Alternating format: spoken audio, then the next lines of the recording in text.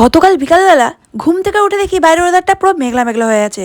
আমি অমনি ফোন হাতে নিয়ে আর ছাদে দৌড়াই যে দেখি একটু আকাশটা কেমন হয়, সেটা তোমাদেরকে ক্যাপচার করে দেখাই। আর দুপুরবেলা মা কিনে রেখেছিল পিয়ারা মাখা, আমি তো সেটা খাইনি, তাই বিকালে উঠে কিন্তু খেয়েছি। আর এখন কিন্তু আমি সকাল থেকে রাত অবধি পুরো রুটিন কিন্তু চেঞ্জ করে ফেলেছি। আর এই কানেরগুলো কিন্তু আমি কাস্টমাইজ করেছিলাম সাজ কথা থেকে, যে বোনটা নিজের হাতে কিন্তু এই কানেরগুলো বানাই। আমার হেডফোনটা ও চার্জে দিয়েছি। আর চলো আজকে ইয়ারফোনস নিয়ে তোমাদের কিছু টিপস দিয়ে দিই চটপট করে।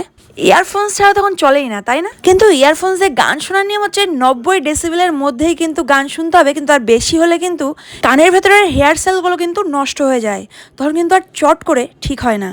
আর একটানা ইয়ারফোনস কানে গুঁজে রাখলে কিন্তু কানে ব্যাকটেরিয়ার সৃষ্টি হয়, কারণ ঘাম জমে হাওয়া বাতাস ঢোকার জায়গা থাকে না, তাই জন্য কিন্তু ব্যাকটেরিয়ার সৃষ্টি হয়। তো এরকম ছোট ছোট তথ্য কিন্তু আমি তোমাদেরকে জানাবো আমার মিনি ভ্লগগুলোতে। তো আমার চ্যানেলটাকে কিন্তু চটপট করে সাবস্ক্রাইব করে নিতে হবে। আর গতকাল ছিল মাসির বাড়ি মনসা পুজো, তো আমি আর মা কিন্তু রওনা দিয়েছিলাম মাসির বাড়ি যাওয়ার উদ্দেশ্যে। আর আমি যে কানেরগুলো কাস্টমাইজ করিয়েছি, তোমাদের মঙ্গলবাড়ির মধ্যে যদি কারো লাগে তাহলে আমাকে জানাবে, আমি কিন্তু নাম্বার তার দিয়ে দেবো।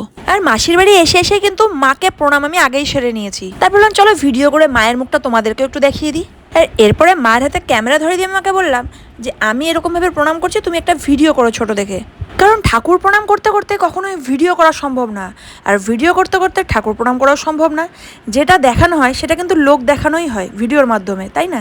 আর প্রণামটা কিন্তু আড়ালেই হয়, তাই না? আর যেহেতু ঠাকুর তোলা হয়েছিল মাসিদের বাড়ির নিচতলার বারান্দাতে, তো ঠাকুরের সামনে বসে আমরা অনেকক্ষণ আড্ডা মারি, তারপরে ফল প্রসাদ খাই।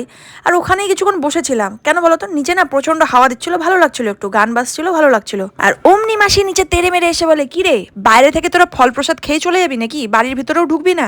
তখন থেকে বাইরেই বসে আড্ডা মারছিস তোরা। এই ফাঁকে আমি টিয়াকে বলি, টিয়া একটু হাত দেখে হাই করে দাও তো। হ্যাঁ, মাসিকে আমি টিয়া বলি। আর এই মাসি কিন্তু আমার মায়ের মাস্তাতো দিদি। তারপরে ভিতরে গিয়ে শুনি তরকারি নাকি শর্ট পড়ে গেছে, অমনি বসে পড়ে সবজি কাটতে আবার নতুন করে। আর আমার দিদা মনে হয় এখানে বসে বসে ইনস্ট্রাকশন দিচ্ছিল সবজি কাটার জন্য। মাসির বাড়িতে আমি অল্পই খেয়েছিলাম, বাকিটা বেঁধে নিয়ে এসেছিলাম সাথে। তো চলো আসি তাহলে।